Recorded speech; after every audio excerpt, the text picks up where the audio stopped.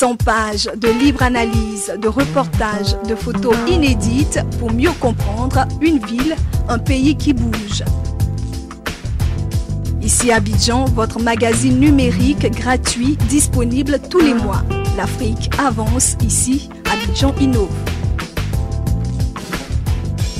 Bonjour à tous, je reçois la styliste Patricia Ouli. Il y a quelques semaines, je vous recevais sur ce même plateau et vous nous parliez déjà de l'événement que vous organisez dans quelques jours, ici même à Abidjan, Yoro Dé, ce qui signifie un nouveau soleil. Bonjour Patricia. Bonjour.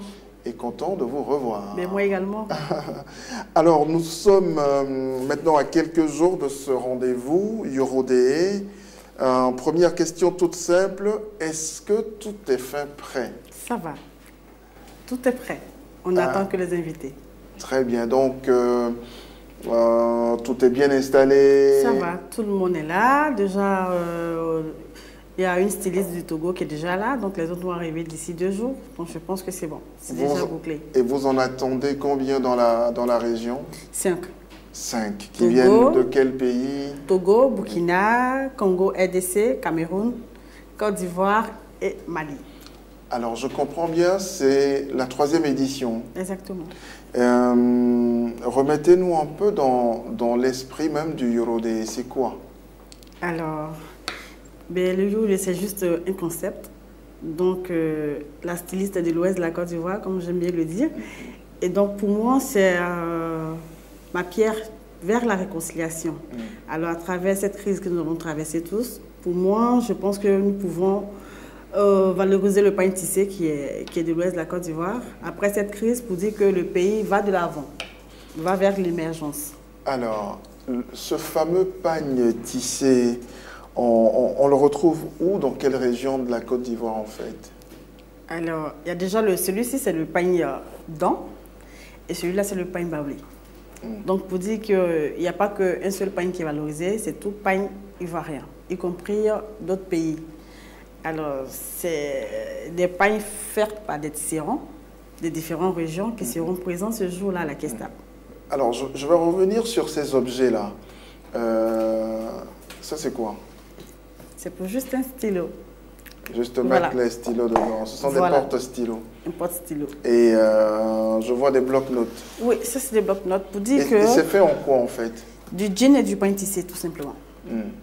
Voilà. Donc, en dehors de le porter, on peut le retrouver sur un bureau, dans un sac à main, partout. Voilà. Et ce sont des artisans ivoiriens qui font ça? Ça, c'est fait par la maison Olipat. Ah, très bien. Voilà. Donc, vous n'habillez pas que les hommes et les femmes, vous habillez aussi les articles? Ben oui, Olipat fait un peu de tout.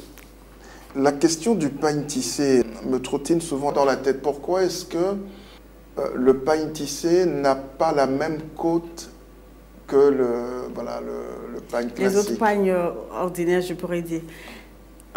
Mais c'est pour tout ça qu'en fait, j'organise cette 3e édition depuis, voilà, pour mettre un peu ce pagne en avant. Pour dire que c'est ce pagne-là qui est vraiment africain, pour le dire.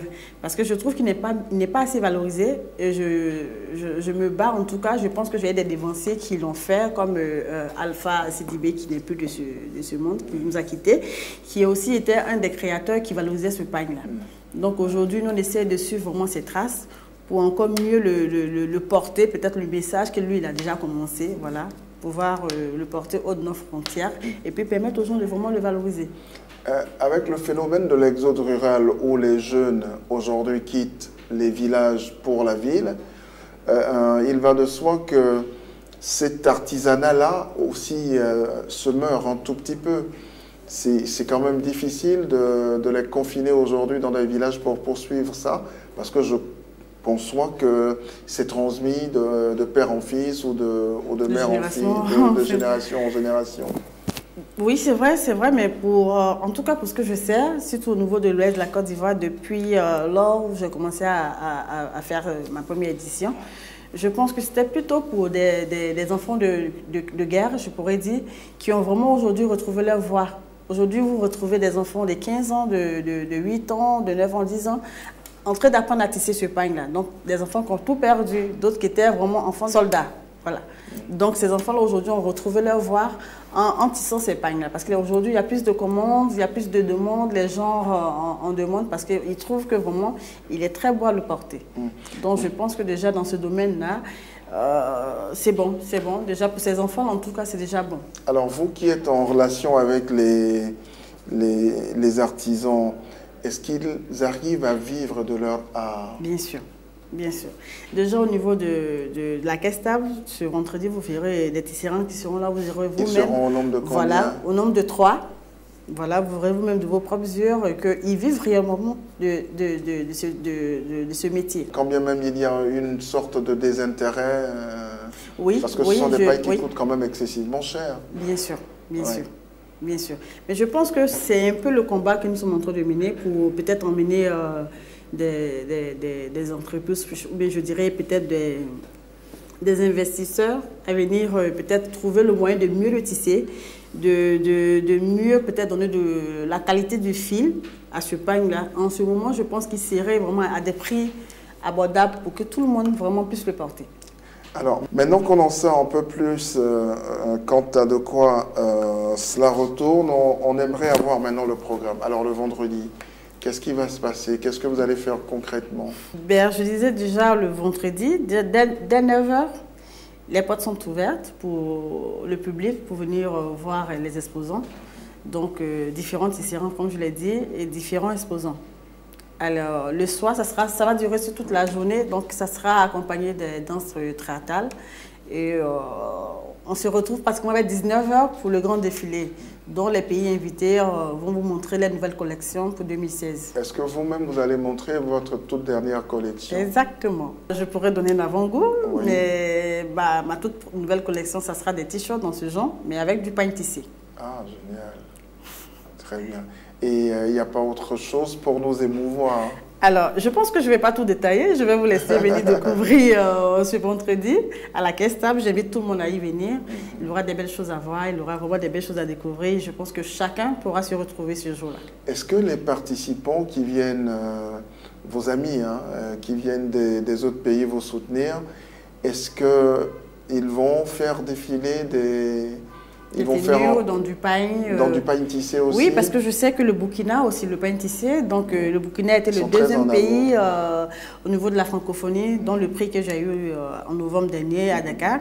Ils ont aussi le pain tissé. Ils ont vraiment des belles choses à découvrir. Donc, je pense que Jimmy et Benji, voilà, vont vous montrer vraiment des choses très, très jolies. Il faut y venir, il faut venir voir et puis voilà. Et puisque vous parlez là de votre dernier prix à Dakar, Dakar, au sommet de la francophonie. Est-ce que vous êtes soutenu par la francophonie? Oui, évidemment, je suis soutenue par la francophonie. Est-ce que vous êtes soutenu aussi par l'UNESCO? Pas l'UNESCO, non, je n'ai pas eu de retour depuis. Je pense que mon courrier doit être encore sur le bureau, je ne sais plus, mais je n'ai pas eu de retour depuis. D'accord, mais vous êtes soutenu par la francophonie? Oui, par la francophonie et par le ministère de la Culture. Alors, il y a un volet social de cette initiative-là. Exactement. C'est quoi concrètement? Alors, nous sommes en partenariat avec l'ONG GED qui lutte contre la violence sexuelle faite aux tout genres, à l'enfant et à la mère. Pour dire que c'est vrai qu'on valorise le pain tissé, mais en même temps, on veut, pour cette réconciliation, pour les élections qui arrivent, il faut vraiment penser aux enfants. Il faut qu'on sensibilise peut-être la population ivoirienne pour dire que cette troisième édition ne s'arrête pas seulement à la mode, on a un volet vraiment social. Il faut tous ensemble lutter contre l'excision. Voilà, il faut lutter contre la violence sexuelle, il faut lutter ensemble contre l'enlèvement des enfants. Donc je pense que c'est ce domaine-là un peu, nous essayons vraiment de lutter ensemble, en tout cas avec cette ONG-là, pour vraiment mettre stop, je pense, à ces actes. Est-ce que vous pensez déjà à la 4e édition? Bien sûr, avec le ministre M. Maurice Banama, on pensait vraiment à faire un festival du pain tissé. Donc, on en peut parler. Carrément. Oui, un festival du pain tissé africain. Et ce sera où? Ce sera à Abidjan ou à l'intérieur? Je pense que ça sera à Abidjan et puis après, on verra soit à Yamoussoukro ou à Mans, pour permettre à d'autres personnes de découvrir des villes. Voilà, de la Côte d'Ivoire. Et puisque ce combat-là, c'est un combat que vous portez, est-ce que vous avez des projets pour les artisans à l'intérieur de la Côte d'Ivoire? Oui, ils demandent à avoir une coopérative pour pouvoir les réunir. Voilà. parce qu'ils n'ont vraiment pas de coopérative qui les accompagne réellement. Je peux dire peut-être qui les soutient. Ils sont un peu éparpillés, ils ne savent pas où donner la tête. Ben, je pense que c'est des choses qu'on va vraiment débattre ce vendredi-là. Et puis soumettre ça au ministre et puis voir comment réellement leur porter ce soutien. Voilà, ce soutien. Merci Patricia Ouli et bonne chance. Plein succès à la 3e édition de Eurodé. Je rappelle que ce sera le vendredi 26 juin prochain. Ouais. À la Caisse Table. Merci d'être venu. Merci Ange, c'est moi qui vous remercie. Voilà, c'est tout. 100 pages de libre analyse, de reportages, de photos inédites pour mieux comprendre une ville, un pays qui bouge. Ici Abidjan, votre magazine numérique gratuit disponible tous les mois. L'Afrique avance ici, Abidjan innove.